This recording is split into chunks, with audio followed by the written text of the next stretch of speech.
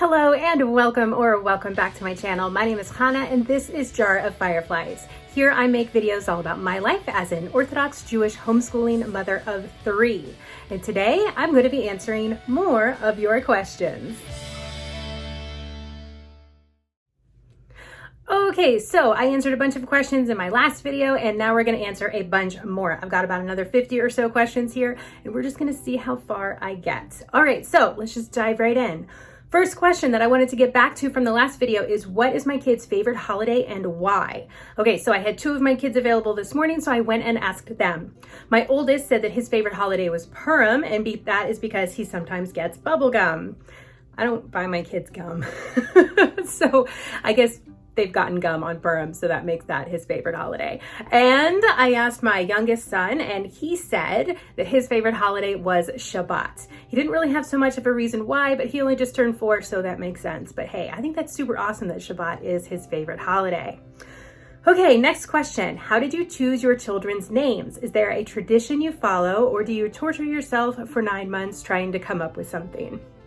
Okay, so there are some traditions that we follow with names. So as Sephardi Jews, we do not name our children after relatives. So we don't have to worry about that. I know most of our Ashkenaz friends name after deceased relatives.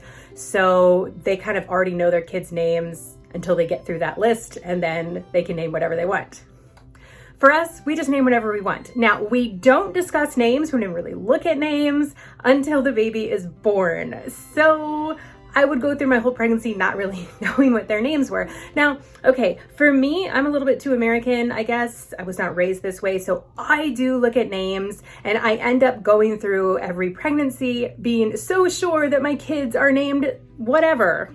I have a name picked out. And then right before the baby's born, I'm like, ugh, that's not their name. And I pick something else altogether. So I guess I shouldn't try to pick out names until closer to the birth, but that's what we do. We don't discuss it though. My husband and I, we do not discuss baby names until the baby is born or until the baby's like almost born. So that's what we do. All right, next question. Is there a large community where you live? Yes, there is. Next question, what is your favorite religious book and why? Also, what is your favorite book to leisurely read for fun and why? Favorite religious book to read would totally just be like the Chumash. That's the Torah, but like in a book. So it's not an actual scroll, but it's all the words in a book, and reading that in English. So my favorite is the Stone edition by Art Scroll.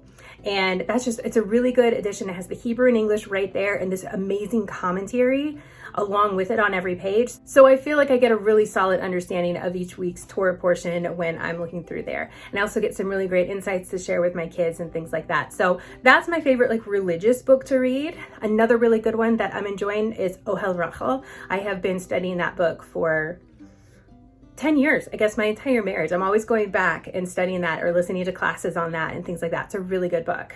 Okay, and my favorite book to leisurely read for fun and why? I mean, I don't tend to reread books the same way that I don't tend to rewatch movies. I have reread the Harry Potter books, so I guess I would say Harry Potter, and that would be the first one, Harry Potter and the Sorcerer's Stone, because that's just like the introduction to all of the magic, which I really love. However, there is like a genre that I love the most, and that is cozy mysteries. So those are murder mysteries that don't have any blood, guts, gore, sex, violence, anything like that. They're just like really fun, kind of cheesy. You know, it's a little bit cerebral because you are trying to solve a murder, but then they're also pretty predictable. They're just like light, fun reading. And I do really enjoy those like as a genre, but I don't reread them typically. Okay, next question. In your home tour, I didn't see a ketubah. Do you not have yours displayed? Okay, so first off, a ketubah is the marriage contract. And yes, I do have a marriage contract, but no, it is not displayed. I actually have mine locked up. I want to make sure that that stays safe, that it never gets damaged, that nothing happens to it. That's a very, very important document to me. And it's mine. It's not my husband's. He gave it to me at our wedding. It's mine. So yeah, it's in a very safe place. And that, yeah, we're not going to just like put it on the wall to display. All right, next question. How is Orthodox Judaism different from Hasidic or Haredi Judaism? Is Orthodox Judaism more lenient? Okay, this gets tricky.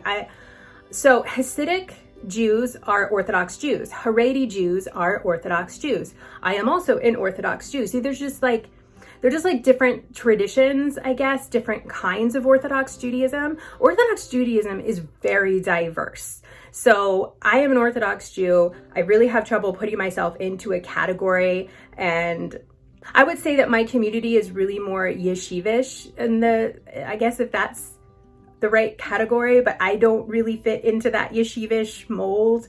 So I'm just Orthodox.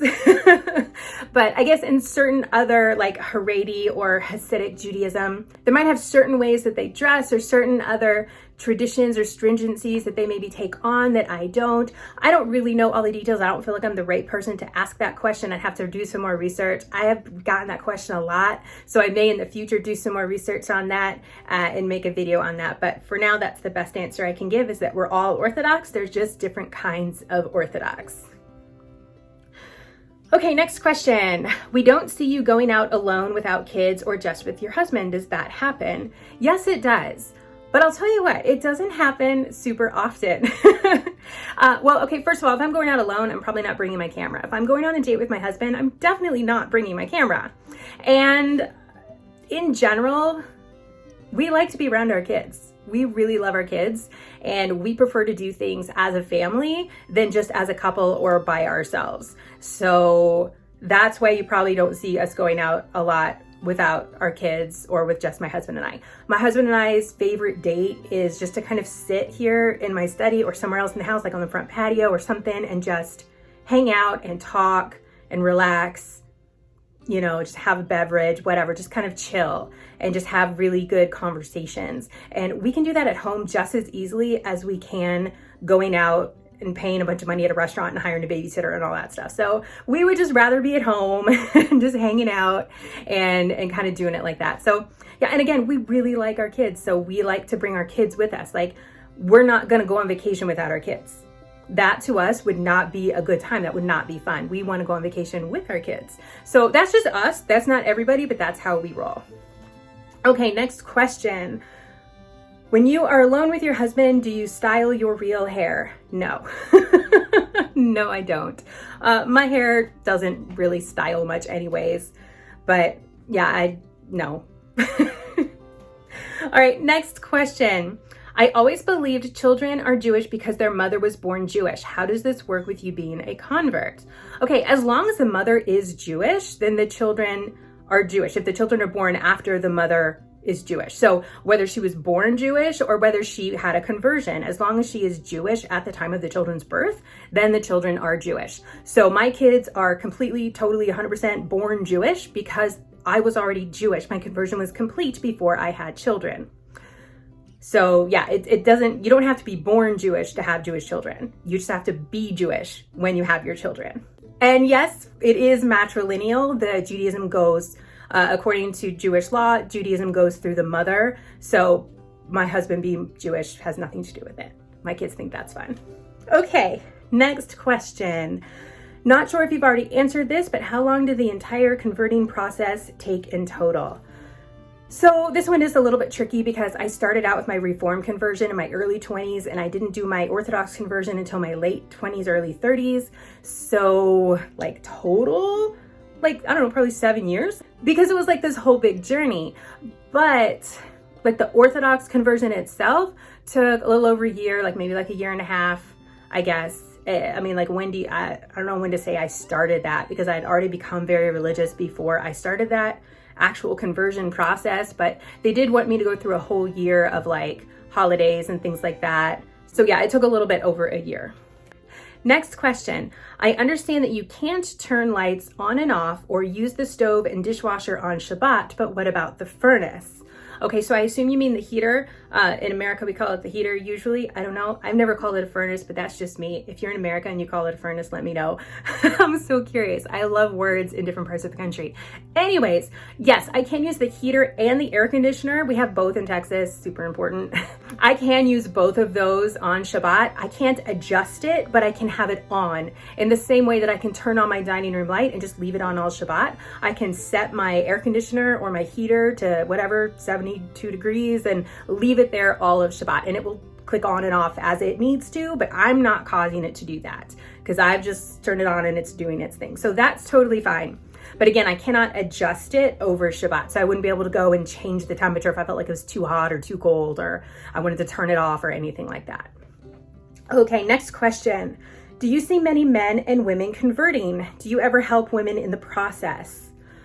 So because we do conversions in my area, I do meet a lot of people who have converted or who are converting. I don't know that I would say that I help them convert. But I do talk to a lot of people like on direct message or email who are interested in converting and help kind of point them in the right direction as far as like telling them to go, reach out to a rabbi, find a local community, something like that. But I'm not involved in the process of conversion or anything like that with anybody. Okay, next question. You seem so very organized and decluttered. Do you happen to have any suggestions on podcasts or YouTubers that do these topics that you can recommend? Thank you. I know behind me, it does not look like I'm a decluttered person, but I have spent a lot of time decluttering the house over the years. I don't really have any YouTubers or podcasts on those topics to recommend, but basically, I don't even really read books on the topic. I went through some nesting phases with my kids while I was pregnant and would just like get rid of everything. So I do just try to keep things decluttered as much as I can in our home. I like that it's kind of clean and neat and organized and simple and not complicated. That's just a personal preference for me, and it works really well for our family.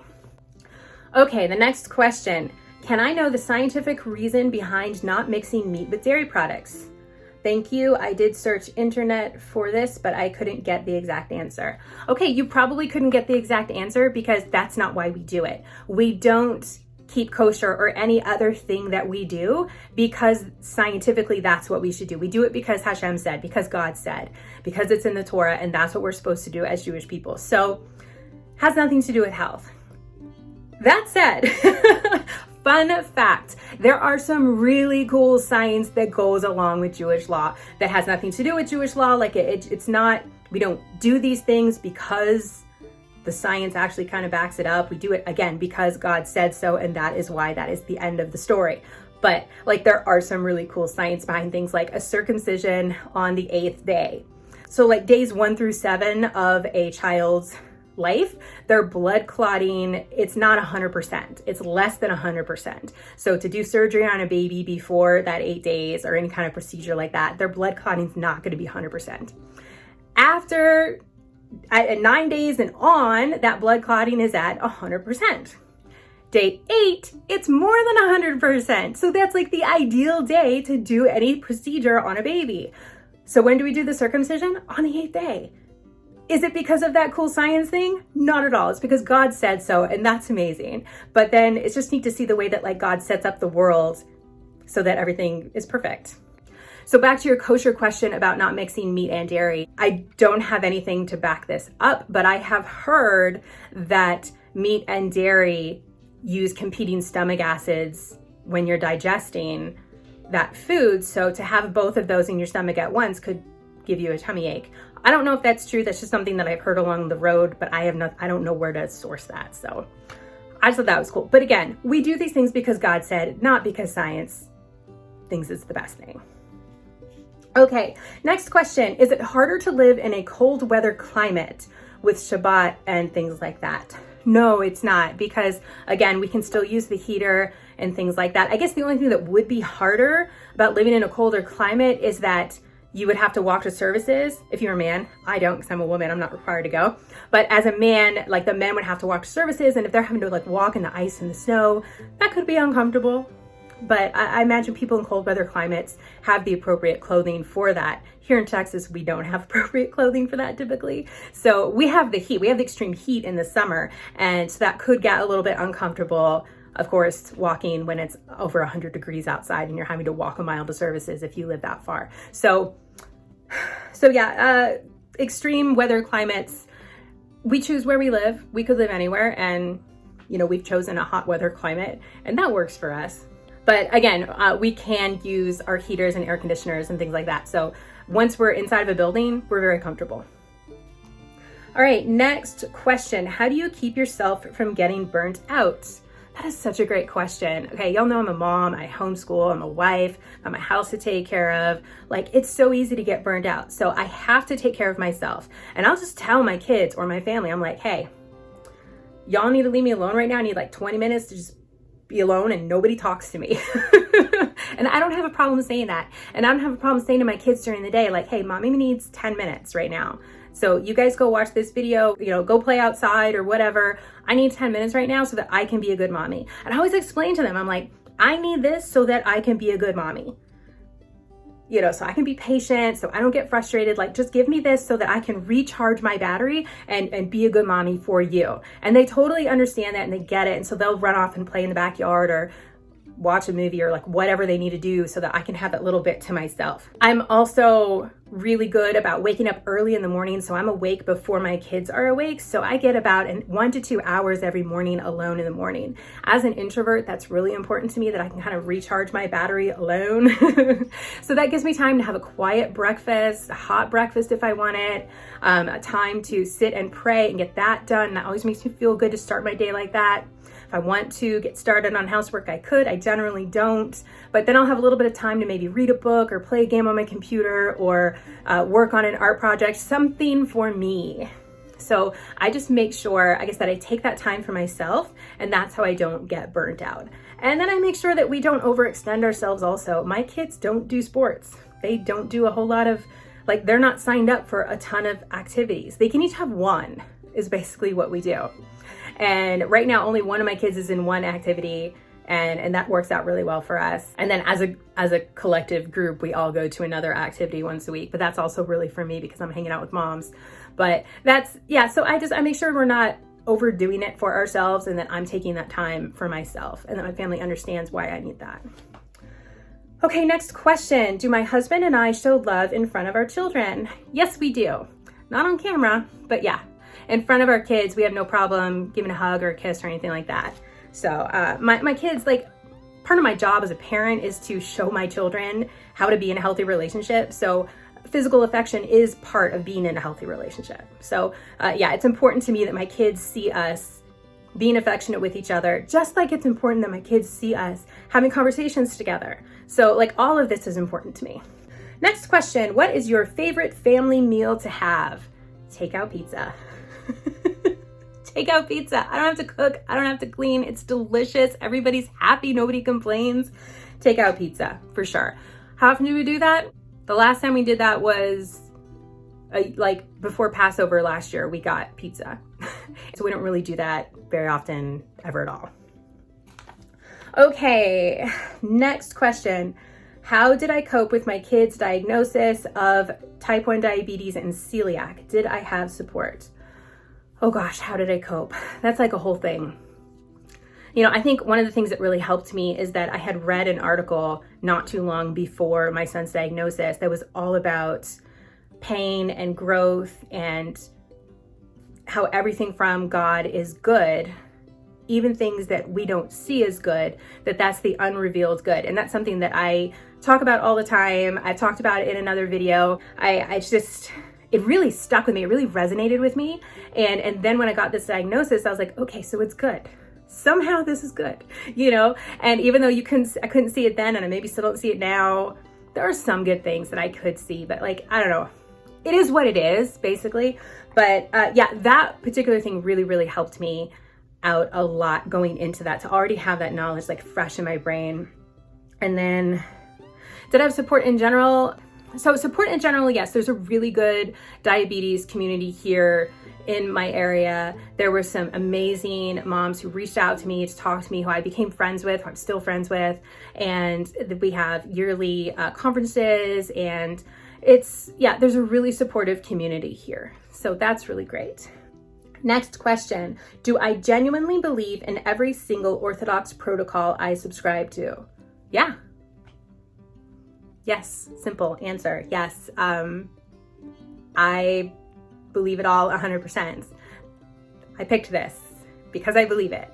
Okay, next question. Since my husband's parents are from Morocco, does your husband speak Arabic? Yes, he does. My husband is very linguistic. I do not take to languages as easily as he does, but yeah, he grew up speaking Arabic and Hebrew and English, so he speaks those 3 languages fluently, and then he's pretty darn good in a few others as well. So yeah. Next question. Do we notice any difference in our health after going gluten-free for our celiac child? No, not really. I mean, in my son's health, for sure, the celiac kid, yeah. But for the rest of us, not so much. We still eat gluten sometimes, like if we're out or something like that, we'll still eat gluten, but it's not, I don't know. I don't really notice a huge difference. I don't think all the gluten-free replacements are really any healthier than like gluten in general. Like in my opinion, if you don't have a gluten intolerance or a gluten allergy or celiac or anything like that, there's no reason to keep gluten-free. So I definitely wish that I could have gluten at home. Oh my gosh, do I have 3 more pages of questions? Wow. Okay, let's keep going. Okay, this may end up being one extra video on top of this. I hope that's okay. Okay, next question. How do my husband and I work on our marriage? So we make sure that we take time for each other. That's the big thing. We make sure that we're having conversations and things like that. So that's huge. To sit down and just have that connection through conversation. We make sure we talk every single day. One of the things my husband is really good about is like if he's just out driving between job sites or something like that, he'll just call me and we'll just get to talk. And I think that's great. It just, you know, that makes me feel loved and we get that connection. And then we will occasionally go to marriage classes, and we'll read books about marriage or listen to classes about marriage online, things like that. So we are like, it's very much like an Orthodox Jewish thing to work on your marriage. So I think that's really neat. And so we take advantage of those opportunities when they come up. Okay, next question. What is your astrological sign? Aries. However, as a Jew, I don't put any weight in that stuff. Next question. My question was, are there any Noahide communities in Texas that you know of?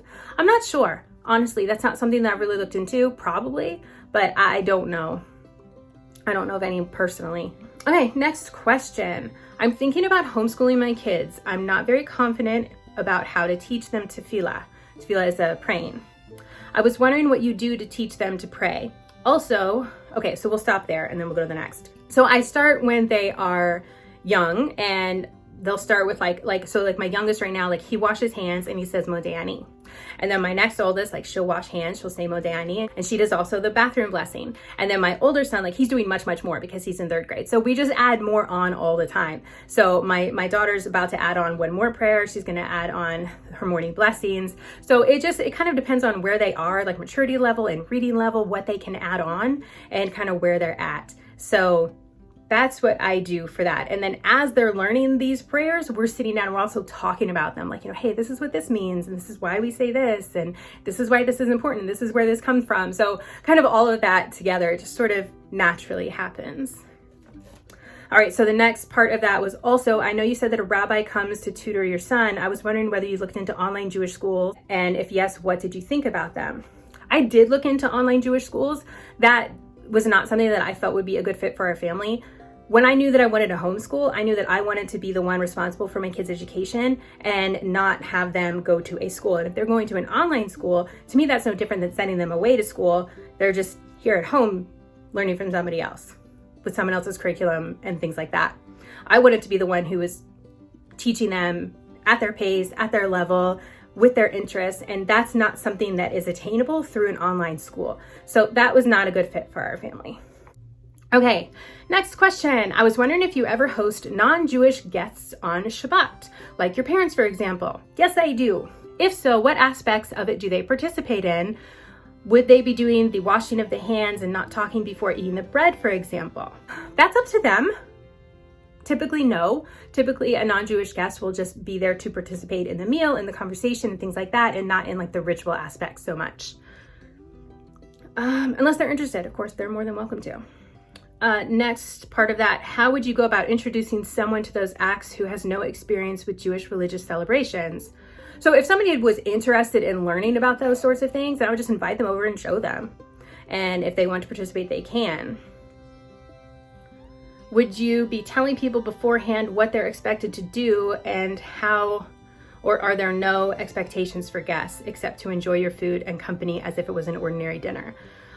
no expectations, just for them to come and enjoy our company. If we're inviting someone into our home, it's because we want to enjoy their company. Okay, so yeah, I have no expectations when I have any guest over. They're welcome to participate however much or as little as they would like. We're inviting someone over for their company, and that's what we're hoping to enjoy. So that's pretty much that. But I would not call it an ordinary dinner, because if I'm inviting someone over for Shabbat or a holiday, like that's not an ordinary dinner, that's a special dinner. So I would expect them to also hopefully think that it was special.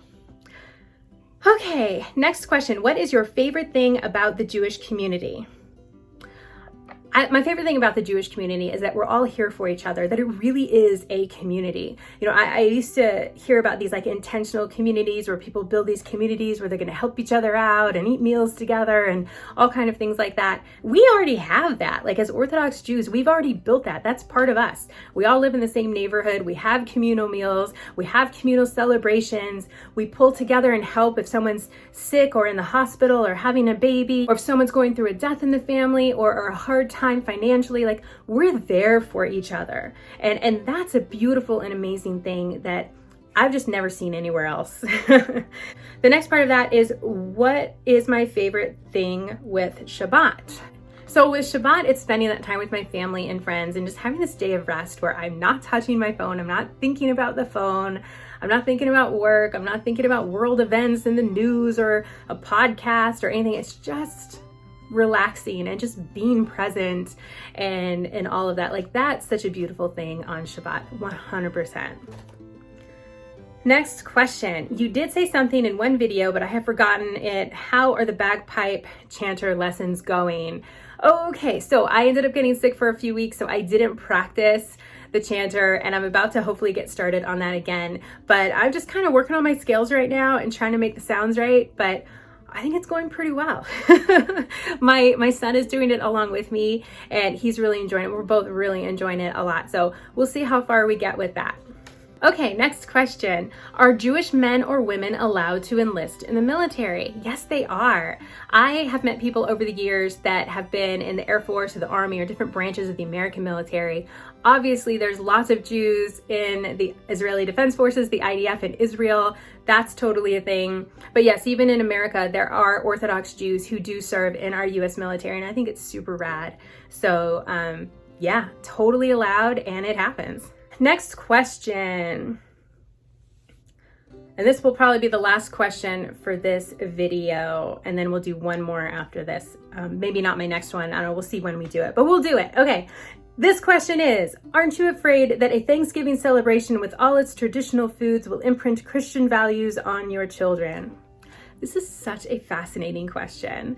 Okay. I personally do not look at Thanksgiving as a Christian holiday. I know that there are people who do view it as a Christian holiday. I look at it as an American holiday. I always have. I was not raised to think of it as a Christian holiday. It's just an American holiday. As far as imprinting Christian values onto my children, I don't really have a problem with Christian values. I think we share the same values, Jews and Christians.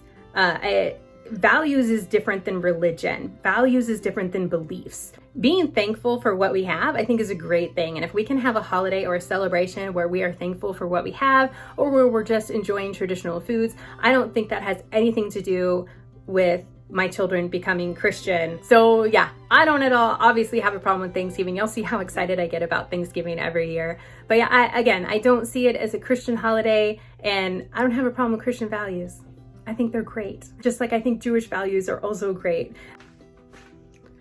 Okay, so that is all the questions for today. Thank you all so very much for watching. I will do another one of these. I don't know if it's going to be right away or a little bit down the road, just so we're not doing tons of Q&As together. I don't know. It just kind of depends on how my week goes next week, but that's where I'm at with that. Thank you all so very much for watching. As always, I super appreciate you. Please like this video, give it a thumbs up. I would super appreciate that. Helps my channel out a lot. And if you have not yet subscribed, please hit that subscribe button, because I would love to see you here again. All right, I hope you all have a wonderful rest of your day, and I will see you in my next upload.